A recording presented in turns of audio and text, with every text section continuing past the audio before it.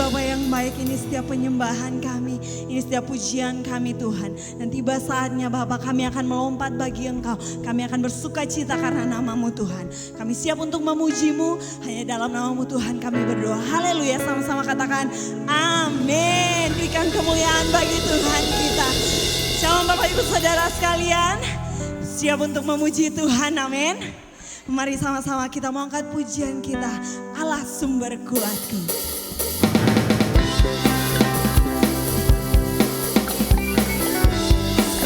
Bahwa dialah Allah kita, dialah sumber kekuatan setiap kita, amin.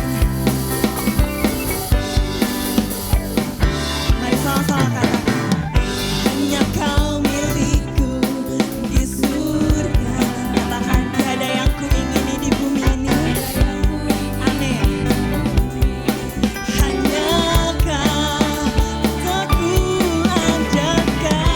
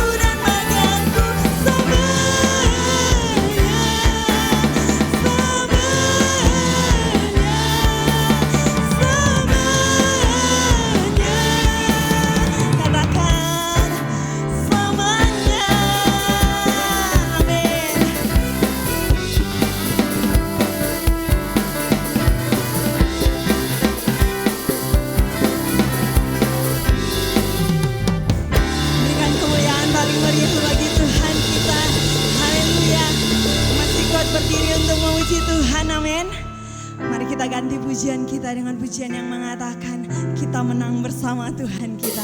Haleluya. Na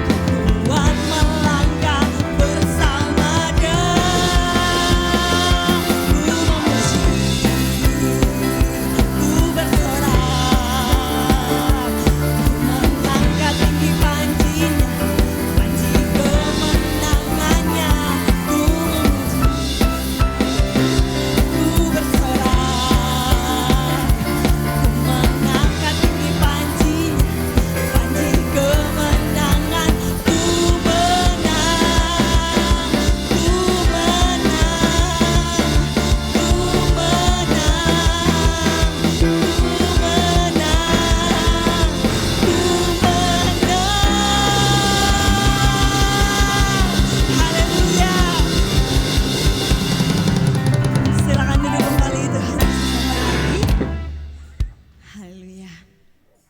Kita akan memberikan persembahan kita yang pertama. Bapak Ibu Saudara sekalian boleh mempersiapkan persembahannya dan Inji akan memimpin kita dalam doa. Mari kita satukan hati dalam doa. Tuhan, terima kasih tadi kami sudah bersorak-sorai bagi nama-Mu Tuhan. Sekarang kami ingin memberi sebagian dari kami. Semoga apa yang kami beri bisa berkenan di hadapan-Mu ya Tuhan. Kami serahkan doa ini ke dalam tangan-Mu.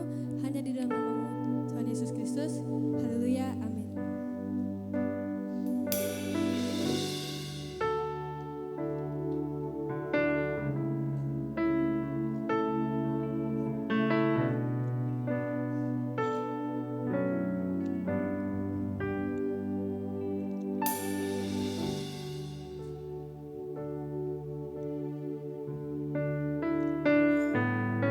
Saat ku sendiri, tiada seorang pun yang memperhatikanku seperti Kau Tuhan. Saat ku berjalan dalam lembah kelam, ku percaya Kau selalu sertaku. Tangan kuat yang memegangku selalu menuntunku. Ku tak mau berjalan sendiri. Yesus, ku perlu kasih-Mu, ku perlu kuasa-Mu sampai akhir hidupku. Mari sama-sama kita katakan pujian ini dari awal. Saat ku sendiri, tiada seorang pun yang memperhatikanku seperti Kau Tuhan. Saat ku berjalan dalam lembah kelam, ku percaya. Sekali lagi dari awal katakan pujian ini. Saat ku sendiri, saat ku sendiri, tiada seorang pun yang memperhatikanku seperti Kau Tuhan. Saat ku berjalan dalam lembah kelam, kami percaya bahwa Engkau selalu menyertai kami. Oh, tangan kuat yang memegangku selalu menuntunku. Ku tak mau berjalan sendiri. Yesus, ku perlu kasih-Mu, ku perlu kuasa-Mu sampai. Sekali lagi katakan pujian ini. Saya jemput kita semua bangkit berdiri di hadirat Tuhan. Amin. Di setiap kami Tuhan, kami mempersiapkan hati kami. Kami akan menerima kebenaran firman-Mu Tuhan. Ayakan setiap kami. Ku perlu kasih-Mu, ku perlu kuasa-Mu sampai. Mari sama-sama angkat tanganmu, katakan tanganku. Terima kasih Tuhan. Engkau tidak pernah meninggalkan kami sendiri. Engkau yang akan selalu menuntun setiap kami Tuhan. Yes. Kami perlukan Engkau di setiap langkah hidup kami Tuhan. Amin.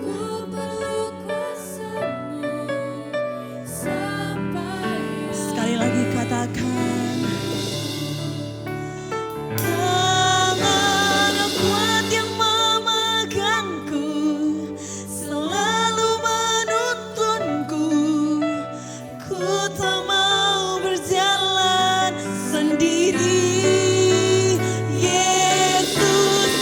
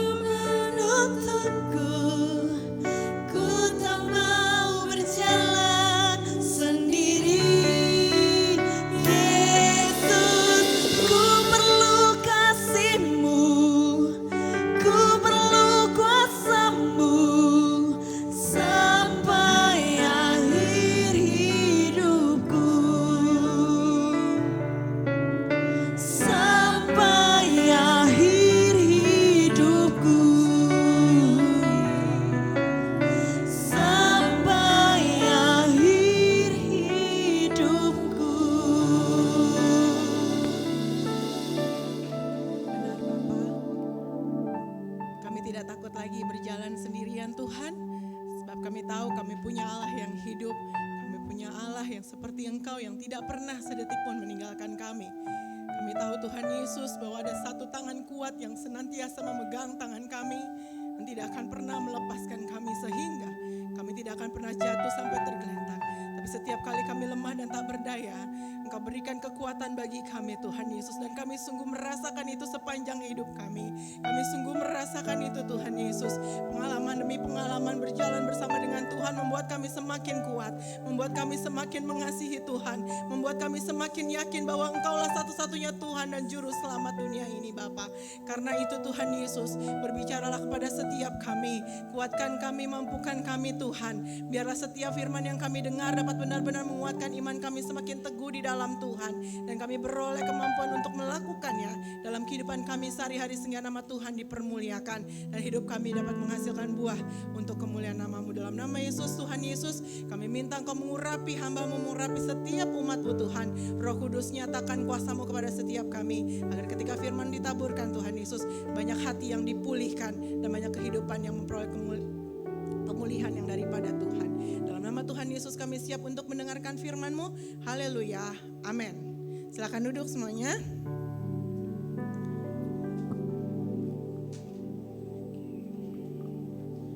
Oke, selamat sore semuanya. Shalom.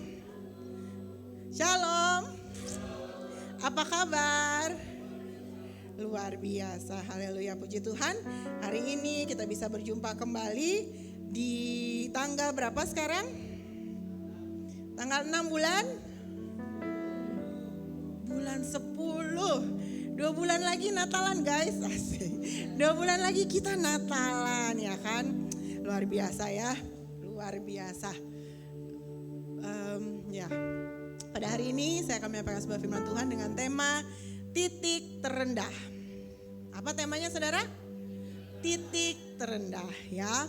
Titik terendah, bicara tentang titik terendah, masing-masing orang punya titik terendahnya masing-masing, ya kan? Nanti kita sama-sama pelajari saudara. Sebelum kita lanjut untuk membahas tentang titik terendah ini, kita baca dulu ayatnya di dalam Mazmur 23, ayat yang keempat. Demikianlah firman Tuhan.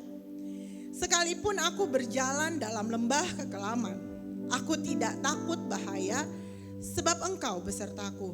Gadamu dan tongkatmu, itulah yang menghibur aku. Ya, ini adalah Mazmur Daud, di mana Mazmur 23 terkenal dengan temanya itu apa? Tuhan adalah gembalaku. Tuhan adalah gembalaku, takkan kekurangan aku, dan seterusnya. Lalu di ayat keempat dikatakan apa? Sekalipun aku berjalan dalam lembah kekelaman. Ini adalah Mazmur Daud, bagaimana dia membayang atau menggambarkan bahwa Tuhan Allah adalah gembala yang baik. Nah, kita lihat sama-sama saudaraku versi King James-nya. Ya, di slide selanjutnya ada versi King James atau versi bahasa Inggrisnya. Kalau diterjemahkan itu lembah kekelaman itu bisa berarti juga walaupun aku berjalan melewati lembah bayang-bayang kematian. Artinya gini saudaraku, mau lembah kekelaman, mau bicara tentang lembah bayang-bayang kematian, artinya ketika seseorang berada di dalam lembah kematian atau lembah bayang-bayang maut atau lembah apalah namanya. Yang namanya lembah itu adalah posisi terendah. Kalau kita berdiri di atas gunung artinya kita sedang berada di puncak tertinggi. Tapi kalau seseorang berada di lembah artinya dia berada di posisi yang rendah gitu ya. Nah, yang mau saya sampaikan pada sore hari ini adalah bahwa tanpa kita sadari gitu ya, beberapa di antara kita atau mungkin di antara kita ada yang pernah berada di posisi lembah kekelaman ini, ya. Pasti kita pernah mengalami yang namanya berada di posisi lembah kekelaman atau berada di posisi yang paling rendah dari kehidupan kita. Yang itu saya beri nama titik terendah dalam kehidupan kita. Dan mungkin beberapa remaja, mungkin kalian anak-anakku belum pernah merasakan berada di posisi yang seperti itu gitu ya. Tapi kalaupun Tuhan izinkan itu terjadi dalam kehidupanmu, biarlah firman Tuhan ini dapat mengingatkan kalian semua gitu. Jadi saya percaya gitu saudara ya, bukan tentang di mana kita berada gitu. Seringkali saya katakan bahwa buat apa kita hidup dalam kenyamanan gitu ya. Buat apa kita sedang berada di posisi ke atas, posisi di atas, tapi nggak ada Tuhan bersama dengan kita, ya kan? Nggak apa-apa kita diizinkan Tuhan berada di posisi yang titik terendah kita, asalkan ada Tuhan di dalamnya. Sama seperti yang Mazmur Daud katakan tadi saudaraku. Di Mazmur 23 ayat 4 tadi yang baru saja kita baca. Sekalipun aku berjalan dalam lembah kekelaman, aku tidak takut bahaya. Sebab apa? Engkau beserta dengan aku. Nah saudara, tadi saya sudah katakan di awal bahwa yang namanya titik terendah seseorang itu berbeda-beda. Ya, apa sih titik terendah itu? Titik terendah adalah sebuah situasi atau sebuah kondisi di mana engkau merasa sudah sangat tidak berdaya. Kalau orang berada di ICU itu seperti orang yang ada alat itu ya, pendeteksi jantung itu, orang yang lagi megap-megap antara hidup dan mati.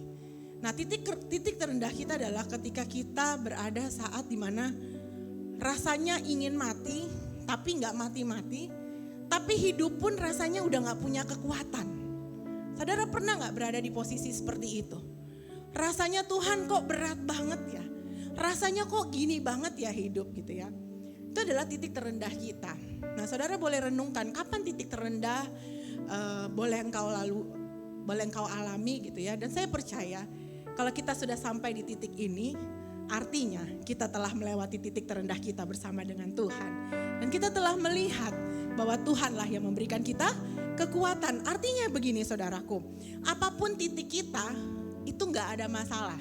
Bukan persoalan tentang di mana titik kita sekarang, di mana titik kita berada, tapi persoalannya adalah kita lagi sama siapa. Nah yang pertama saudara yang mau saya sampaikan adalah apa yang perlu kita lakukan ketika kita berada di titik terendah kita. Yang pertama adalah kita harus mencari Tuhan. Tadi Daud katakan apa? Aku tidak takut bahaya sebab engkau besertaku. Tetapi sayangnya seringkali banyak orang ketika mereka berada di titik terendah mereka bersungut-sungut, mereka mengeluh, mereka menyalahkan Tuhan dan bahkan mereka menjauhkan diri mereka dari Tuhan karena mereka merasa bahwa Tuhan tidak adil. Kenapa orang lain senantiasa berada di gunung? Kenapa aku harus berada di dalam lembah? Kenapa orang lain bisa engkau angkat naik ke atas Tuhan? Selalu maju, berhasil dan sebagainya. Tapi kenapa aku tetap berada di posisiku bahkan sampai terpelosok jatuh ke dalam lembahku? Seringkali kita berpikir menurut pikiran kita. Kita tidak berusaha untuk mencari Tuhan. Nah saudaraku, carilah Tuhan. Di dalam Mazmur 105 ayat 4 dikatakan, carilah Tuhan dan kekuatannya. Carilah wajahnya selalu. Kenapa Daud katakan carilah Tuhan dan kekuatannya?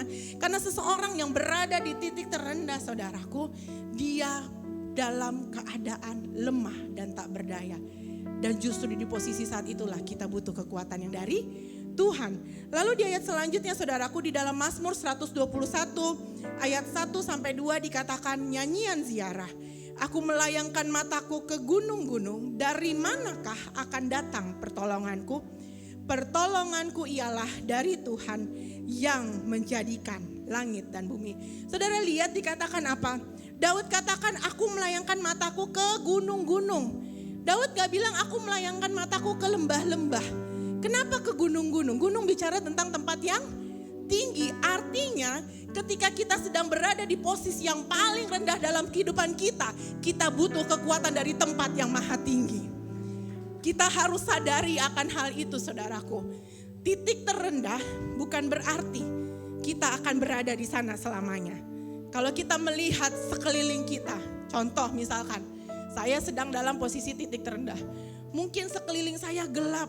Mungkin ada sedikit, saya gak bisa lihat apa-apa, gelap sekali saudara. Karena ada di dalam lembah. Tapi saya percaya ada cahaya dari langit pasti ya. Walaupun sedikit kita pasti bisa melihat itu saudaraku. Artinya apa? Segelap apapun lembah kekelaman itu, ada terang Tuhan yang akan menyinari. Dan di saat itulah kita menyadari bahwa kita gak perlu menuju, bahwa mata kita jangan tertuju pada sekeliling kita yang gelap. Tapi mata kita harus kita tujukan kepada Tuhan Sang Maha Tinggi itu saudaraku. Tuhan ada di atas sana. Tuhan gak kemana-mana. Tadi dikatakan aku tidak takut sebab Tuhan besertaku. Tuhan selalu ada. Dan pertolongan kita datangnya dari Tuhan. Persoalannya kita cari Tuhan sungguh-sungguh atau enggak? Ketika engkau sedang dalam posisi titik terendahmu, apakah engkau cari Tuhan dengan sungguh-sungguh? Apakah engkau sudah mencari wajahnya? Apakah engkau sudah mencari atau memohon belas kasihan Tuhan untuk menolong engkau? Percayalah saudaraku, Tuhan bukannya gak sanggup untuk menolong kita. Tuhan bukannya gak sanggup untuk mengubahkan keadaan kita. Tapi masalahnya kita sungguh-sungguh gak cari dia. Mata kita nih tertujunya kepada siapa? Kepada apa saudara? Fokus kita ini kita sedang melihat kepada situasi atau kepada Tuhan. Saudaraku, kalau engkau melihat pada situasi dan kondisimu, percayalah engkau tidak akan semakin kuat, engkau akan semakin lemah. Ya, kalau engkau melihat pada apa kata dokter misalkan, apa kata vonis dokter, kalau engkau melihat pada isi ATM-mu misalkan, atau engkau melihat pada kegagalan demi kegagalan yang engkau lalui, percayalah engkau akan makin terpuruk. Tapi kalau engkau memfokuskan pandanganmu hanya kepada Tuhan, imanmu akan semakin kuat. Karena itu saudaraku, di slide selanjutnya saya menulis, saat engkau berada di titik terendah, jangan melihat pada situasimu, tetapi arahkanlah pandanganmu kepada yang maha tinggi. Kalau engkau mulai goyah, kalau engkau mulai lemah saudaraku, saudara keluar dari rumah, saudara berjalan, jalan kaki aja, saudara pandang ke langit dan lihat ada Tuhan di sana. Mungkin engkau gak bisa merasakan Tuhan ketika engkau berdoa, tapi saya percaya ketika engkau melihat langit, engkau akan diingatkan kembali bahwa Tuhan Allah yang maha tinggi ada di sana. Saudara, percayalah, kita harus mencari Tuhan. Mau tidak mau kita harus cari Tuhan. Karena hanya Tuhan yang sanggup memberikan kita kekuatan. Daud katakan tadi di ayat yang keempat, gadamu dan tongkatmu itulah yang menghibur aku. Gada bicara tentang alat seorang gembala untuk menarik domba yang terpelosok ke dalam lembah. Saya lupa masukkan gambarnya saudara, tapi saudara tahu bentuknya kan? Seperti tanda tanya. Artinya seberapa dalam kita terpelosok, Tuhan sanggup mengulurkan gadanya untuk menarik kita kembali. Asalkan apa? Asalkan kita punya tangan yang mengangkat ke atas. Asalkan tangan kita mengangkat ke atas menandakan tanda kita berserah, maka tangan Tuhan yang kuat itu akan turun untuk menarik kita saudara. Percayalah saudaraku, yang pertama ini saudara, kita perlu lakukan dengan sungguh-sungguh. Mencari Tuhan bukan hanya sekedar beribadah setiap hari Minggu. Mencari Tuhan bukan hanya sekedar berdoa. Mencari Tuhan adalah ketika engkau benar-benar datang sama Tuhan dengan hati yang hancur dan dengan kerinduan yang sangat amat dalam. Seperti seorang anak yang mencari orang tuanya ketika mereka sedang terjatuh. Contoh misalkan, kalau Gian jatuh, yang dicari gak mungkin kan? Bang Jesman, pasti yang dicari siapa? Bapak, mamanya. Benar gak? Mana Giannya? Di luar. Pasti yang dicari mak bapaknya kan ketika dia nangis gitu. Meskipun di sekitar dia ada orang, dia pasti berusaha untuk mencari orang tuanya. Demikian pula kita, kalau kita sedang berada di titik terendah kita, yang harus kita cari pertama kali dan yang terutama adalah Tuhan kita. Bapa kita yang ada di tempat yang maha tinggi itu saudara. Itu yang pertama. Nah yang kedua saudaraku, bicara tentang titik terendah. Yang kedua adalah apa yang harus kita lakukan? Yang kedua adalah memulai kembali dari awal. Ya, memulai kembali dari awal. Titik terendah itu kan benar-benar di paling bawah, iya kan? Nah ketika Tuhan tarik kita, anggaplah ini titik terendah. Terus ketika Tuhan tarik kita ada di permukaan. Ini kan lembah ya di bawah, di permukaan daratan lah istilahnya, tanah. Nah memulai kembali dari awal artinya gini saudaraku. Ya ada beberapa hal terkait dengan hal ini. Saudaraku, ketika saya buat khotbah ini saya teringat dengan slogannya Pertamina lagi isi bensin. Apa dibilang di slide berikutnya? Dimulai dari nol ya, ya kan? Dimulai dari nol ya, mulai lagi ya. Memulai kembali dari awal sama artinya dengan memulai kembali dari titik nol. Artinya gini saudara, kalau saudara isi bensin biasanya ya, pernah gak saudara tunggu kedap-kedip dulu? Tunggu kosong dulu kan, biasanya anak-anak muda nih kalau mau isi motor nih, belum kedap-kedip, ntar aja isinya. Tunggu kosong dulu baru isi lagi saudara. Artinya gini saudaraku, ya di slide selanjutnya dikatakan apa yang pertama, bicara tentang memulai dari awal adalah kita harus mengosongkan diri kita. Titik terendah bicara tentang bahwa saat itu adalah saat kita udah gak punya apa-apa sebenarnya saudara. Titik terendah bicara tentang bahwa kita gak punya lagi kekuatan, kita gak punya lagi daya, kita gak punya apa-apa. Dan seharusnya disitulah kita bergantung sama Tuhan. Nah, mengosongkan diri di dalam Filipi 2 ayat 6-7 kita harus belajar bagaimana Tuhan Yesus mengosongkan dirinya. Demikianlah firman Tuhan, yang walaupun dalam rupa Allah tidak menganggap kesetaraan dengan Allah itu sebagai milik yang harus dipertahankan, melainkan telah mengosongkan dirinya sendiri dan mengambil rupa seorang hamba dan menjadi sama dengan manusia. Saudara, kita lihat bahwa Tuhan Yesus rela mengosongkan dirinya dan menjadi sama seperti manusia. Dan ada kata apa di sana? Mengambil rupa seorang hamba. Artinya untuk mengosongkan diri dibutuhkan kerendahan hati, saudara. Dibutuhkan kerendahan hati untuk mengakui bahwa saya bukan siapa-siapa. Saya tidak punya apa-apa dan saya tidak berhak atas hidup saya. Hidup saya adalah milik Tuhan. Apa yang saya miliki adalah punya Tuhan. Dan saya akan berjalan bersama dengan Tuhan. Karena hanya Tuhan segala-galanya. Nah, saudaraku, kita harus memiliki hati seorang hamba. Memiliki kerendahan hati, saudaraku. Kita harus mengosongkan diri kita supaya Tuhan bisa isi kita kembali. Sama seperti lagi ngisi bensin. Tangki yang penuh bisa diisi enggak? Enggak bisa. Saudara datang ke pom bensin, mbak, mas, saya mau ngisi. Tapi udah penuh, Bu. Enggak, saya enggak mau tahu, pokoknya isi. Saya punya duit loh, jangan main-main. Wah, stres ibunya. Tangkinya penuh, Bu. Gimana mau diisi? Ya kan? Saudara, nangkep ya maksud saya gitu. Jadi artinya gini saudara, kalau engkau mau diisi penuh oleh Tuhan, engkau harus mengosongkan dirimu dulu. Engkau harus memiliki kerendahan hati. Kalau engkau mau sungguh-sungguh diubahkan oleh Tuhan, dari titik terendahmu, engkau mau mulai diangkat oleh Tuhan, maka engkau harus mulai mengosongkan dirimu. Dan biarkan Tuhan isi dengan apa maunya Dia. Mengosongkan diri ini gak semua orang mau, saudaraku. Tidak setiap orang percaya memiliki kerelaan untuk mengosongkan dirinya. Tidak setiap orang memiliki kerendahan hati dan kerelaan diri untuk mengosongkan dirinya. Untuk benar-benar mengambil rupa seorang hamba, untuk benar-benar memiliki hati seorang hamba seperti apa yang telah Tuhan lakukan. Saudaraku, bicara tentang mengambil rupa seorang hamba, mengosongkan diri. Tuhan Yesus kurang apa sih? Dia tinggalkan surga. Dia tanggalkan segala jubah kesebesarannya. Dia benar-benar, saya yakin dan percaya gak ada satu pribadi pun yang sama seperti Yesus. Tidak ada satu pribadi pun yang memiliki kerendahan hati yang luar biasa sama seperti Tuhan Yesus.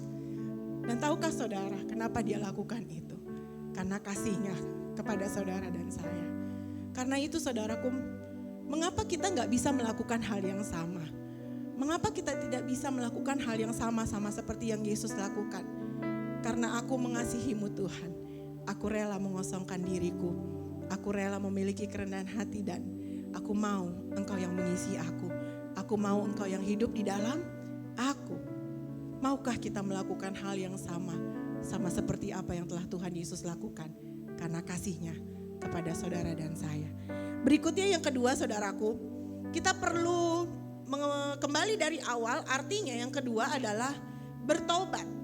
Ya, kata tobat atau pertobatan berasal dari kata metanoia. Pasti saudara sering banget denger ini saudara. Yang artinya mengubah cara berpikir atau pola pikir yang berubah, yang diubahkan saudara. Ternyata bertobat itu bukan hanya bicara tentang berbalik 180 derajat dari perbuatan yang jahat menjadi perbuatan yang baik, atau dari perbuatan dosa menjadi perbuatan yang suci dan kudus, saudara.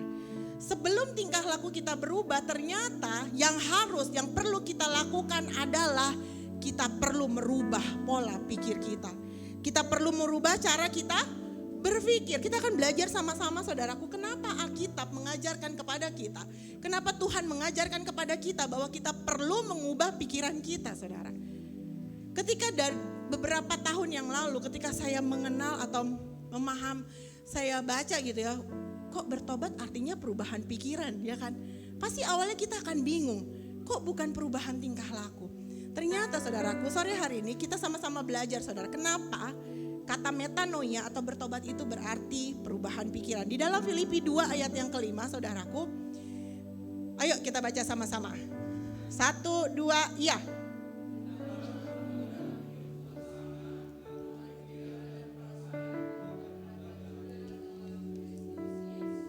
Nah, dikatakan apa? Hendaklah kamu dalam hidupmu bersama menaruh apa?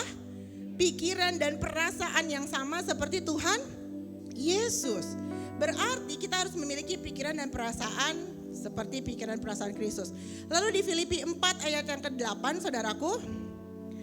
Baca sama-sama lagi yuk. 1, 2, ya. Jadi akhirnya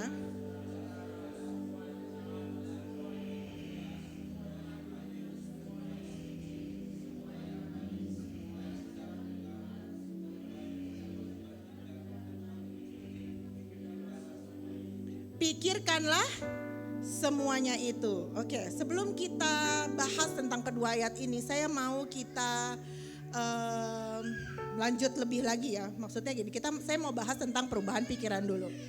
Di slide selanjutnya, oke, perubahan pikiran akan mengubah perubahan sikap. Perubahan sikap akan mengubah tingkah laku kita. Perubahan tingkah laku kita akan mengubah tindakan kita.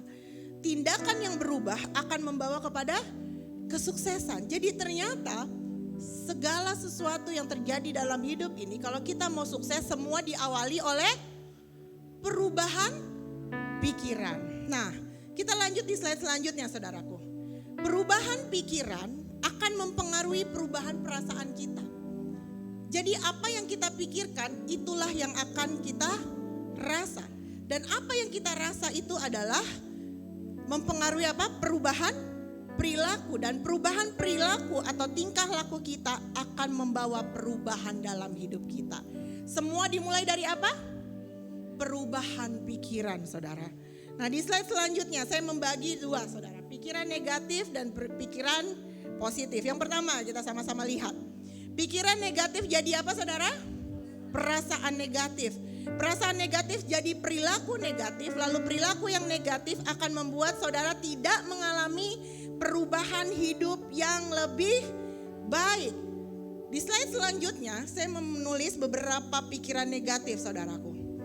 Aku pasti gagal, aku pasti mati, aku bodoh, aku tidak berharga, aku anak pembawa sial, apalagi? Kalimat apalagi yang pernah saudara katakan sama dirimu? Kalimat kutukan apa lagi yang pernah engkau katakan pada dirimu? Kalimat merendahkan seperti apa lagi yang pernah engkau katakan pada dirimu? Kalimat-kalimat apa lagi yang pernah dan sedang engkau katakan pada dirimu yang melemahkan dirimu, saudara? Ini hanya sebagian kecil dari kalimat-kalimat yang sering kali kita katakan. Saudara, coba saudara bayangkan kalau saudara lagi ada di titik terendah. Coba saudara bayangkan kalau saudara lagi ada di lembah yang gelap. Terus saudara bilang, pasti mati nih gue. Gak ada yang tolong gue. Mati gak? Mati gak, saudara? Kalau imanmu berkata, kalau apa yang kau katakan kau akan mati, Tuhan gak tolong.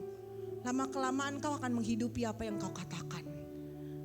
Lama-kelamaan pikiran, perasaanmu sendiri yang akan menggerogoti engkau. Hingga akhirnya imanmu makin terkikis. Hingga akhirnya engkau tidak lagi percaya sama Tuhan. Tapi engkau lebih percaya sama pikiran negatifmu, saudara. Hati-hati dengan apa yang engkau pikirkan. Hati-hati dengan cara berpikirmu. Pikiran yang negatif akan membawa perasaan yang negatif. Perasaan yang negatif akan membawa engkau melakukan tindakan-tindakan yang negatif. Dan tindakan yang negatif tidak akan membawa keberhasilan dalam hidupmu. Tidak akan membawa kebahagiaan, tidak akan membawa perubahan. Ia membawa perubahan, tapi ke dalam perubahan yang jauh lebih buruk dari keadaanmu yang semula. Di slide selanjutnya, saudaraku, ada beberapa istilah bahasa Inggris, saudara ya. Ketika engkau punya pikiran negatif, perasaannya. Contoh, perasaan negatif itu jealous misalkan. Diawali dengan pikiran. Saudara punya pacar. Pacar saudara cuma ngobrol sama cewek lain apa sama cowok lain gitu. Lalu saudara mulai negative thinking. Waduh, ngapain tuh? Ngomongin apa ya mereka? Lalu saudara mulai merasa jealous, cemburu. Lalu saudara mulai melakukan sebuah tindakan negatif. Ngapain? Marah. Mending kalau cuman marah, harusnya kan cross check dulu ya kan, nanya baik-baik. Tadi kamu ngapain? Ngobrol apa? Kan bisa ya kayak gitu ya. Tapi sayangnya orang kalau lagi cemburu, otaknya sengklek saudara. Marah aja kan. Karena apa? Karena dia sudah ada, maksudnya gini, dia sudah punya opininya sendiri ya kan. Dia sudah punya pikiran bahwa cowok atau ceweknya macam-macam. Dia sudah punya perasaan cemburu, lalu ngapain? Tiba-tiba didatengin pacar kan. Atau dia chat gitu. Kamu ya, ngapain tadi? Pasti kamu ngobrol, pasti janjian. Malam minggu besok mau kemana? Pasti pikiran udah kemana-mana gitu kan. Emang apalagi cewek tuh paling jago bikin cerita, skenario. Bener gak bapak-bapak, cowok-cowok? Halo? Bener, cewek tuh paling jago drama. Makanya dibilang drama queen, ya kan? Bentar ya saudara, ini dingin banget di sini loh. Nah, balik lagi tadi ngomongin apa? Oke, tindakan negatif. Akhirnya apa? Pas saudara nuduh-nuduh gitu kan. Nuduh, iya kamu kan ini gitu. Nuduh-nuduh. Akhirnya apa? Bawa perubahan gak dalam hubungan? Iya bawa. Saudara diputusin sama cowoknya. Saudara diputusin sama cewek saudara. Benar gak? Ya udah, kalau mau hubungan saudara hancur berantakan, mulailah dengan pikiran yang negatif, ya kan? Jealousy, terus ada apa lagi tuh tadi? Sadness, malu, iri, banyak banget lah itu saudara ya. Bisa lah bedain ya mana perkataan, perkataan negatif atau pikiran negatif ya saudara ya. Oke. Akhirnya apa yang terjadi saudara? Kalau saudara punya pikiran dan perasaan negatif seperti dua di atas itu, di gambar itu. Jadinya apa saudara? Stres, depresi, anxiety ya kan. Ya apalagi itu? PTSD. Saya semua itu saudara. Saya pernah mengalami itu semua. Dan rasanya seperti berada di ruang yang gelap. Rasanya tuh berada, itulah ya, mengasihani diri sendiri gitu. Saudara gak akan mendapatkan hidup yang lebih baik kalau saudara menyimpan emosi negatif dalam dirimu. Jadi sebelum emosi negatif itu hadir dalam hidupmu, buang jauh-jauh pikiran yang negatif. Mulai berpikir seperti cara Yesus berpikir ya. Mulai taruh pikiran Kristus, maksud saya gitu. Nah apa yang harus kita lakukan saudara? Buang jauh-jauh pikiran negatif, kita harus memiliki pikiran yang positif. Karena pikiran yang positif di slide selanjutnya dikatakan membawa perasaan yang positif. Lalu apalagi? Menjadikan kita memiliki perilaku yang positif dan hidup kita akan berubah menjadi lebih baik saudara. Ada yang bisa kasih contoh saya pikiran yang positif? Siapa yang berani tunjuk tangan? Ayo. Lengkap gitu ya sampai akhir. Kalau tadi kan tentang cemburu. Ayo siapa? Nanti dapat hadiah dari Koko. Enggak ada yang berani? Halo? Samgar? Coba. Sharon? Oh enggak. Wanda? Enggak ada yang berani nih. Saudara pikirannya negatif terus gitu. Kalau cari contoh pikiran negatif pasti gampang ya. Enggak ada ini saudara. Yaudah saya aja deh. Iya, saudara udah tahu lah ya beberapa saat yang lalu saya mengalami panic attack, anxiety dan sampai dengan akhirnya saudaraku pikiran saya tuh penuh dengan anxiety itu gitu. Apa ya? Jadi gini, sebelum saya cerita saya terangin dulu saudara ya. Pikiran itu kan mempengaruhi seseorang ya. Bicara tentang pikiran negatif dan pikiran positif. Dan depresi, stres, anxiety itu. Jadi gini saudara. Kenapa orang bisa stres dan depresi? Karena mereka memikirkan apa yang ada di masa lalu. Mereka hidupnya di masa lalu gitu. Sehingga apa? Mereka stres. Mikirnya gini, contoh misalkan, aduh, andai saja dulu gue gak lakukan kesalahan itu ya. Aduh, coba dulu gue gak cemburuan. Mungkin gue masih jadian sama dia. Aduh, coba dulu gue gak ketemu dia. Aduh, coba dulu aku belajar yang baik ya. Pasti kan ujianku gak akan gagal, nilaiku gak akan jelek. Jadi kejadian-kejadian di masa lalu itu yang saudara inget-inget terus. Yang terekam di dalam otakmu terus menerus. Yang engkau pikirkan secara terus menerus. Jadi ketika engkau pikirkan apa yang terjadi di masa lalu, kegagalan demi kegagalan yang kau lalui, kesedihan demi kesedihan, atau apapun ya yang terjadi di masa lalu, saudara, hal-hal yang buruk dan yang tidak baik yang kau pikirkan, artinya engkau masih hidup di masa lalu dan akibatnya adalah engkau akan mengalami stres dan depresi. Lalu apa yang terjadi kalau saudara memikirkan apa yang terjadi di masa depan? Yang terjadi adalah kalau engkau berpikir tentang apa yang akan terjadi di masa depan, engkau akan mulai khawatir, engkau akan memiliki kecemasan yang berlebihan. Kenapa? Karena sesuatu yang belum terjadi di masa depan itu yang engkau pikirkan. Contoh misalkan, saudara pernah diselingkuhin, selingkuh pertama gitu. Lalu saudara mulai memiliki kecemasan. Ketika mungkin pacar atau suami atau istri saudara mulai keluar dari rumah, saudara mulai berpikir, aduh mulai cemas. Jangan-jangan dia ketemu selingkuhan, jangan itu. Ngerti gak? Jadi sesuatu yang belum terjadi di masa depan, saudara udah punya gambaran itu. Akhirnya apa? Saudara cemas sendiri, saudara khawatir. Contoh lain misalkan, kita punya anak kita berharap anak kita akan masuk SMA negeri. Atau kampus negeri. Tapi melihat keadaan dia, lalu kita mulai berpikir, aduh jangan-jangan nanti tahun depan anakku gak masuk SMA negeri nih. Jangan-jangan tahun depan anakku gak masuk kampus negeri yang terbaik. Jangan-jangan. Nah akhirnya apa saudara? Saudara akan mulai khawatir dan cemas sendiri saudara. Otak saudara tuh akan tegang terus gitu loh. Akan berpikir terus gitu. Artinya saudara gak hidup di masa sekarang, saudara sedang hidup di masa yang akan datang. Padahal firman Tuhan katakan selangkah sehasta di depan jalan kita saja kita gak pernah tahu. Kita ngalah-ngalahin Tuhan saudara. Kita ngalah-ngalahin Tuhan. Tuhan masih kasih kita kehidupan sampai dengan hari ini, sampai dengan detik ini. Tapi pikiran kita udah nyampe di masa yang akan datang. Udah kayak punya mesin waktu gitu. Kita kayak tahu, wah jangan-jangan 2 bulan lagi akan terjadi gini lah. Jangan-jangan tahun depan aku udah gak hidup lagi. Jangan-jangan tahun depan aku gak jadi nikah. Jangan-jangan itu gitu. Berarti saudaraku, kita tidak boleh berpikir tentang apa yang sudah terjadi di belakang.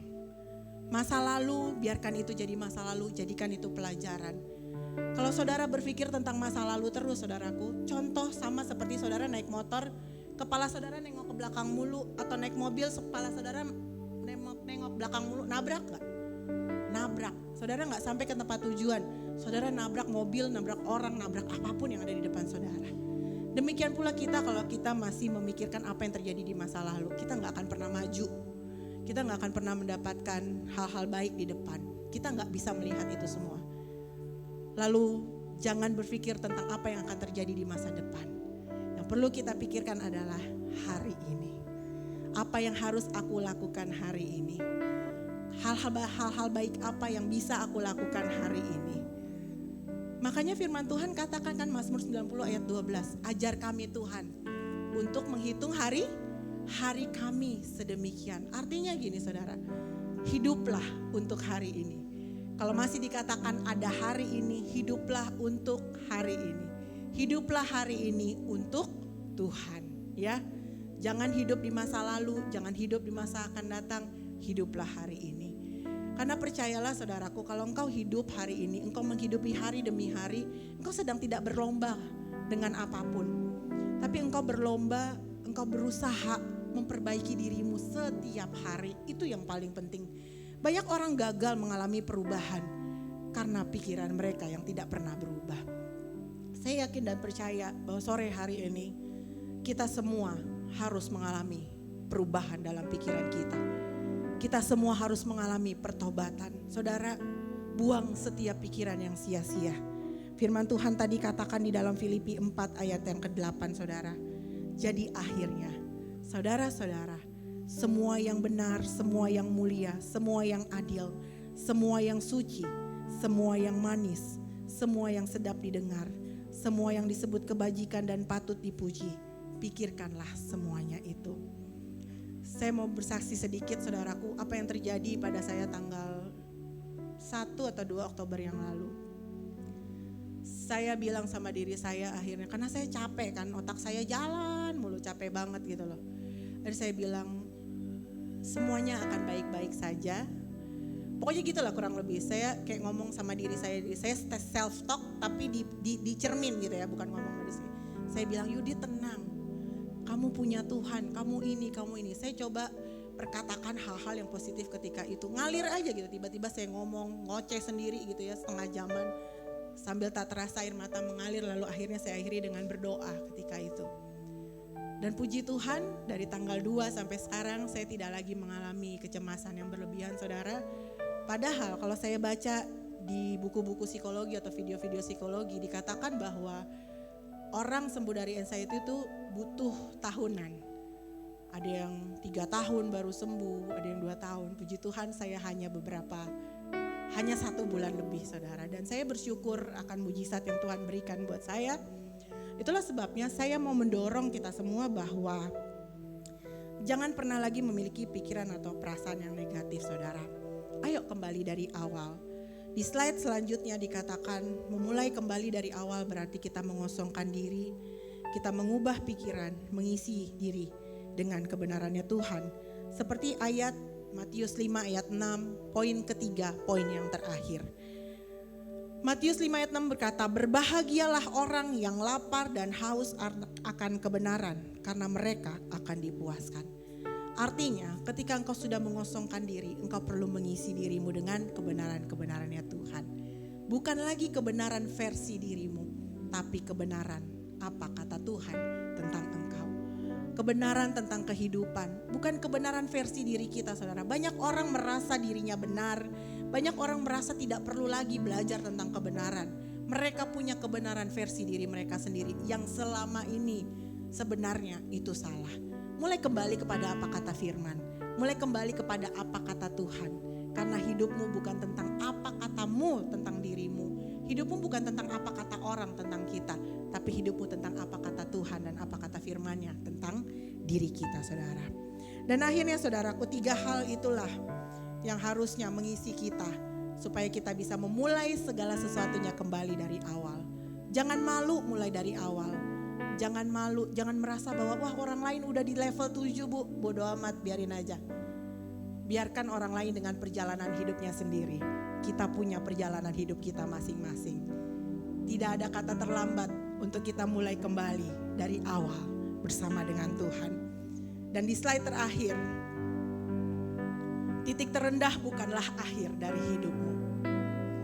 Titik terendah adalah awal dari perjumpaanmu dengan Tuhan. Titik terendah adalah awal dari perjalananmu bersama dengan Tuhan.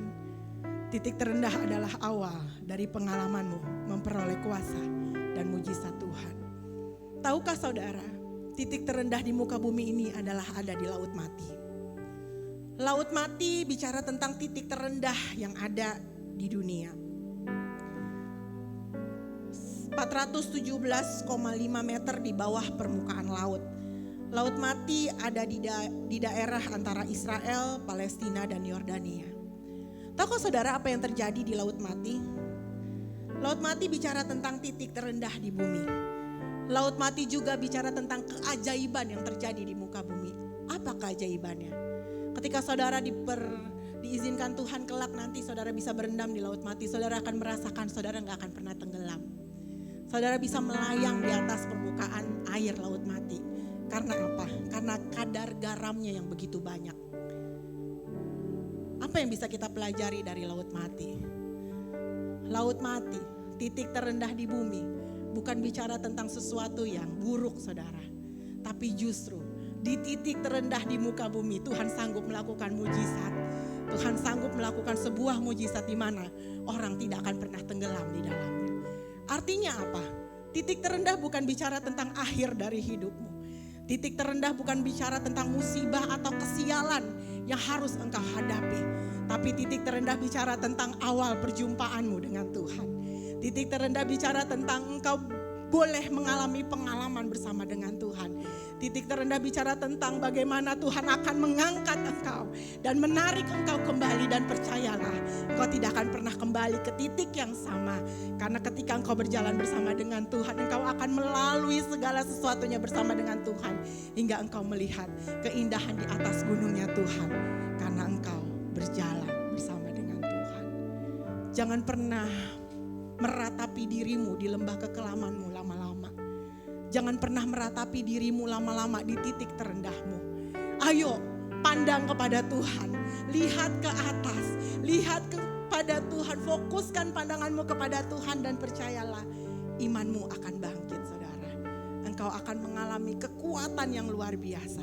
Engkau tidak lagi takut akan bahaya sebab engkau yakin ada Tuhan yang senantiasa beserta denganmu. Amin. Kita siapkan hati kita untuk menerima perjamuan kudus saudara.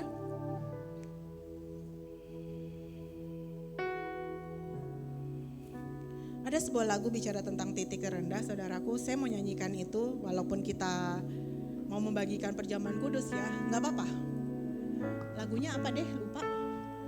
Oh tak terbatas.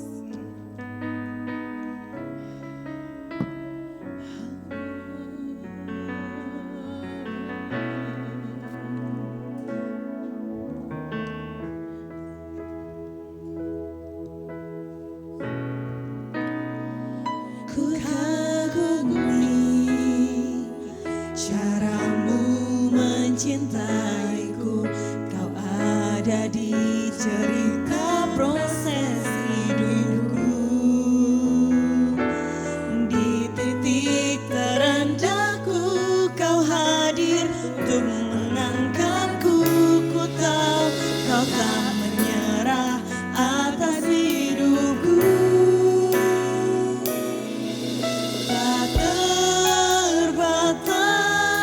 Kuasamu, Bapak Ibu Saudara yang sudah dapat boleh bangkit tak berdiri. terduga caramu.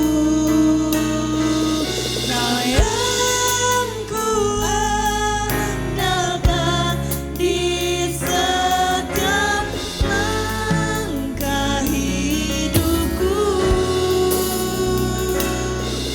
Tak terbatas caramu, tak terduga caramu. Kau yang kuandalkan di setiap hidupku. Musik main dengan lembut, kita siapkan hati kita. Saudara, apapun musim kehidupan kita, percayalah kita tidak menjalaninya sendirian. Kalau 2000-an tahun yang lalu Tuhan Yesus pernah korbankan nyawanya di atas kayu salib bagi saudara dan saya.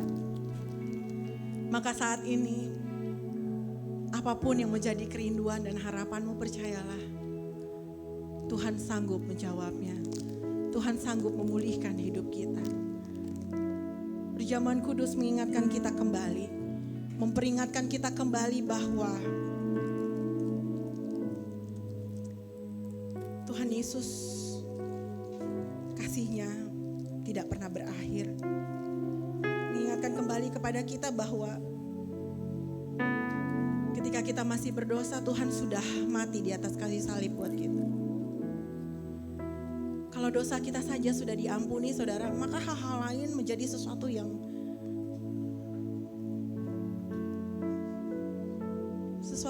bukan sesuatu yang besar saudara. Kita sama-sama angkat hosti di atas kepala kita.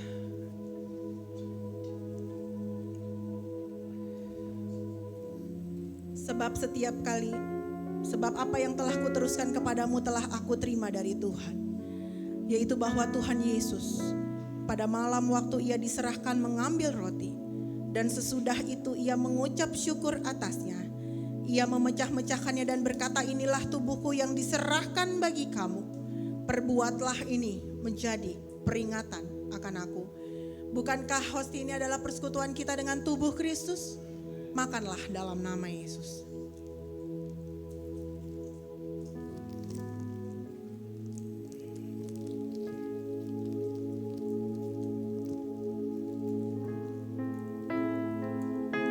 Kita angkat cawan di atas kepala kita. Demikian juga ia mengambil cawan sesudah makan lalu berkata, cawan ini adalah perjanjian baru yang dimeteraikan oleh darahku. Perbuatlah ini setiap kali kamu meminumnya menjadi peringatan akan aku. Sebab setiap kali kamu makan roti ini dan minum cawan ini, kamu memberitakan kematian Tuhan sampai Ia datang. Bukankah cawan ini adalah persekutuan kita dengan darah Kristus? Minumlah dalam nama Yesus.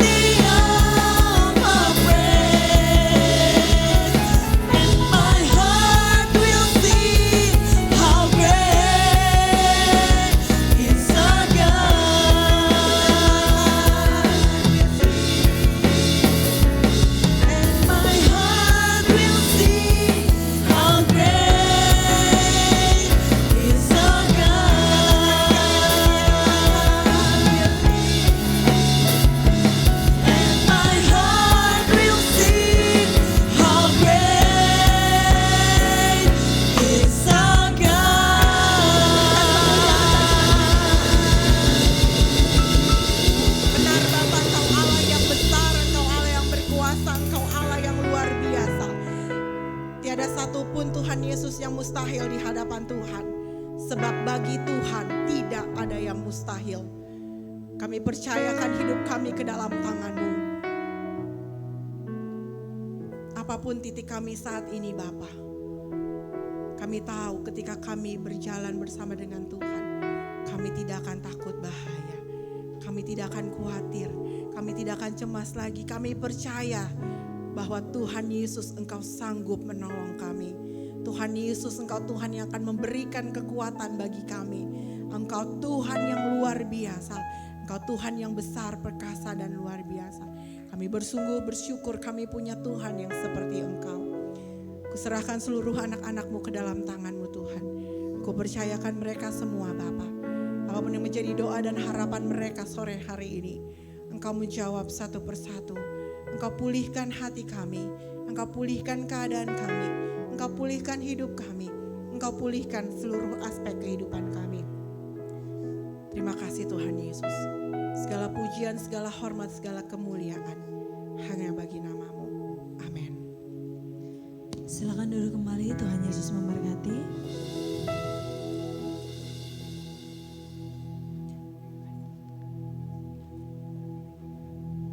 Terima kasih Ibu Gembala atas kebenaran firman Tuhannya yang sangat luar biasa bagi kami di sore hari ini. Tuhan Yesus memberkati. Tiba saatnya kita akan memberikan persembahan kita yang kedua. Bapak Ibu Saudara sekalian boleh mempersiapkan persembahannya dan Jocelyn akan pimpin kita dalam doa. Mari semuanya kita bersatu dalam doa. Bapak terima kasih Tuhan, sekarang kami akan memberikan sebagian dari kami Tuhan. Engkau berkati Tuhan tangan-tangan yang memberikan maupun yang belum bisa memberikan Tuhan. Supaya persembahan ini hanya dapat digunakan untuk memuliakan nama-Mu Bapa. Terima kasih Tuhan Yesus, dalam nama-Mu kami berdoa dan mengucap syukur. Haleluya, amin. Selamat memberi, Tuhan Yesus memberkati.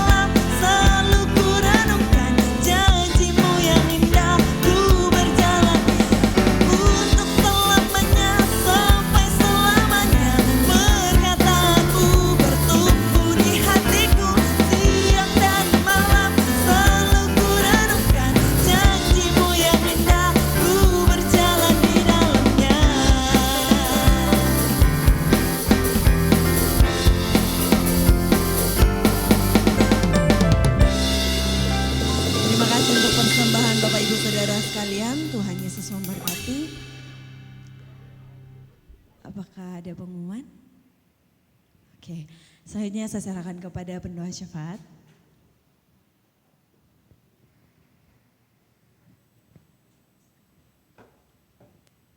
Baik, pengumuman kita untuk seminggu ke depan. Yang pertama, minggu depan kita akan dilayani oleh wakil gembala kita yaitu Ko Alvin. Jadi kami berharap supaya Bapak Ibu semuanya untuk bisa tetap hadir bersama-sama dengan kita di ibadah raya minggu depan. Sebelum kita mengakhiri ibadah kita, mari kita bersatu di dalam doa. Kami bersyukur Bapak yang baik, Bapak yang penuh kasih, Bapak yang penuh sayang terhadap kami Tuhan. Terima kasih buat berkat kemurahan Tuhan yang masih Engkau berikan kepada setiap kami anak-anak-Mu Tuhan. Sehingga sore hari ini kami boleh berkumpul untuk memuji memuliakan nama-Mu Tuhan di gereja ini. Terima kasih buat setiap pujian dan penyembahan yang sudah kami naikkan kepadamu Tuhan. Biarlah itu menjadi dupa yang harum dan yang berkenan kepada Engkau Tuhan. Bahkan firman Tuhan yang sudah disampaikan kepada setiap kami hari ini Tuhan. apapun yang menjadi titik terendah kami di dalam kehidupan kami Tuhan. Kami percaya bahwa Tuhan tidak pernah meninggalkan kami sedetik pun. Ada tangan Tuhan yang selalu mengangkat setiap kami ya Tuhan. Dan tidak pernah Engkau membiarkan kami berjalan sendiri. Kami percaya Engkau ada bersama-sama dengan setiap kami ya Tuhan. Pada sore hari ini Tuhan kami berdoa buat Ibu Gembala kami yang sudah menyampaikan kebenaran firman Tuhan. Biarlah Engkau terus yang akan memakai hamba-Mu ini. Engkau yang akan terus memakai dia secara luar biasa dimanapun Tuhan tempatkan dia untuk menjadi alat-Mu Tuhan, untuk menjadi perpanjangan tangan-Mu Tuhan. Kami berdoa biarlah urapan dari yang maha tinggi mengalir memenuhi Ibu Gembala kami Tuhan. Engkau yang memberkati Tuhan apapun yang menjadi masalahnya, apapun yang menjadi ketakutannya, apapun yang menjadi kekhawatirannya Tuhan. Kami percayakan semuanya ke dalam tangan-Mu Tuhan, karena kami percaya kami punya Tuhan yang hebat dan akan membantu kehidupan Ibu Gembala kami Tuhan. Kami juga berdoa buat keluarganya Tuhan, memberkati Engkau atas suami dan kedua anaknya Tuhan. Biarlah Engkau juga akan terus memberkati seluruh keluarga besarnya Tuhan. Kami juga berdoa buat wakil gembala kami Ko Alvin Tuhan, juga terus yang akan memberkati hamba-Mu ini. Biarlah Engkau juga akan menunjukkan kasih setia-Mu kepada hamba-Mu ini Tuhan, dan biarlah hamba-Mu ini akan membantu pelayanan yang ada di GBI New Heart ini ya Tuhan. Terima kasih Bapak yang baik, terima kasih. Kami serahkan seluruh keberadaan hidup kami Tuhan, buat seluruh para pelayan-pelayan Tuhan yang sudah mengambil bagian pada pelayanan pada sore hari ini Tuhan. Engkau yang mengetahui jerih lelah mereka dalam melayani Engkau Tuhan, dan tidak ada satupun yang sia-sia di hadapan Engkau Tuhan. Engkau yang akan memberikan kekuatan yang baru bagi mereka semuanya Tuhan. Engkau yang akan terus memberkati, memelihara kehidupan mereka satu persatu ya Tuhan. Terima kasih Bapak yang baik, terima kasih. Kami juga berdoa buat seluruh jemaat-Mu yang hari ini yang datang beribadah ke tempat ini Tuhan. Apapun yang menjadi permasalahan, apapun yang menjadi pergumulan mereka Tuhan, Engkau yang tahu dan Engkau yang akan membukakan jalan keluar bagi seluruh jemaat-Mu ya Tuhan. Memberkati kesehatan mereka, kekuatan Tuhan akan Kau berikan kepada mereka semuanya. Memberkati Engkau atas seluruh keluarga mereka ya Tuhan. Terima kasih Bapak yang baik, kalau besok mereka kembali akan bekerja dan juga ada yang bersekolah dan juga berkuliah Tuhan. Engkau yang memberkati seluruh kehidupan kami masing-masing Tuhan. Dan biarlah kami bisa menjadi terang, kami bisa menjadi berkat dimanapun Tuhan tempatkan kami ya Bapak. Terima kasih Bapak yang baik. Kami juga berdoa buat laskar kecil dan juga anak-anak salut Tuhan. Engkau memberkati masa muda kami Tuhan, Engkau yang memberkati masa depan kami Tuhan. Dan kami percaya masa depan kami ada di dalam tangan-Mu, dan masa depan yang penuh dengan harapan Kau berikan kepada setiap anak-anak-Mu ya Tuhan. Terima kasih Bapak yang baik, terima kasih Yesus. Kami juga berdoa buat GBI New Heart Tuhan, tempat di mana kami tertanam dan bertumbuh Tuhan. Engkau yang memberkati gereja ini Tuhan. Engkau yang memberkati semuanya Tuhan. Jadikan gereja-Mu ini menjadi dampak, menjadi berkat, menjadi terang Tuhan bagi gereja-gereja yang lain Tuhan Yesus. Terima kasih Bapak yang baik. Tidak lupa Tuhan, kami mau berdoa buat bangsa dan negara yang kami cintai dan kami kasihi Tuhan. Buat bangsa Indonesia kami berdoa dan kami mengangkat tangan kami buat Indonesia Tuhan. Engkau yang memberkati seluruh para jajaran menteri yang ada Tuhan, mulai dari Presiden, Wakil Presiden kami, sampai kepada pemerintahan daerah kami masing-masing Tuhan. Kami berdoa Tuhan yang memberkati Tuhan. Biarlah pemerintahan kami ini Tuhan merupakan pemerintah yang takut akan Tuhan. Pemerintah yang jujur, pemerintah yang benar-benar mengasihi seluruh masyarakat yang ada Tuhan. Dan kami percaya keputusan apapun yang mereka ambil Tuhan, semuanya baik untuk kami Indonesia Tuhan. Biarlah mereka bisa bergandengan tangan Tuhan untuk bisa membawa Indonesia ke arah yang lebih baik lagi Tuhan. Buat roda perekonomian yang ada di Indonesia Tuhan, kami perkatakan semuanya baik di dalam nama Tuhan Yesus. Tidak ada kesusahan apapun yang boleh kami alami di Indonesia Tuhan. Terima kasih Bapak yang baik, terima kasih Yesus. Kami juga berdoa Tuhan buat Sinode Gereja Betel Indonesia. Kalau tepat hari ini GBI boleh berulang tahun yang ke-54 tahun, itu semuanya karena anugerah Tuhan.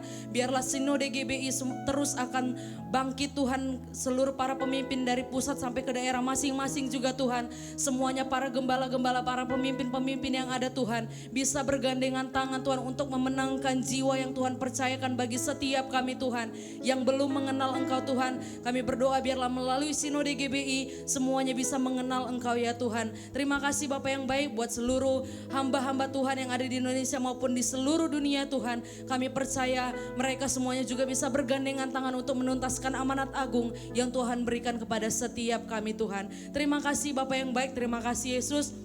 Kalau sebentar lagi kami akan pulang meninggalkan gereja ini Tuhan. Tapi sebelum itu kami rindu untuk menerima berkat yang datangnya daripada Engkau Tuhan. Bapak saudara boleh bangkit berdiri, arahkan hatimu kepada Tuhan dan terimalah berkat dari Tuhan. Jadilah anak-anak Tuhan yang tetap taat dan setia melakukan setiap kebenaran firman Tuhan yang baru saja engkau dengar. dengan baik untuk memuliakan nama Tuhan. Dan percayalah, tangan Tuhan sendiri akan memberkati engkau. Kiranya berkat dan anugerah dari Allah Bapa di surga, kasih dan damai sejahtera dari Tuhan Yesus Kristus, serta persekutuan dan penghiburan yang indah dari Allah Roh Kudus, menyertai saudara dan saya saat ini dan sampai Maranatha. Tuhan Yesus menjemput kita di awan kemuliaan-Nya. Amin.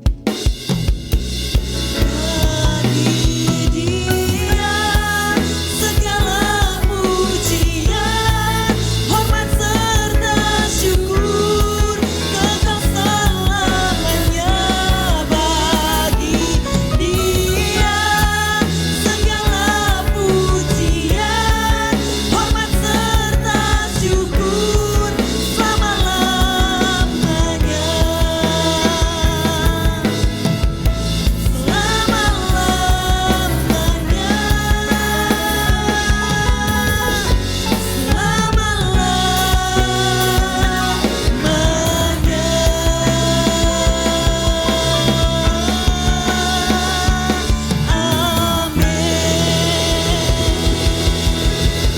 Silakan duduk kembali.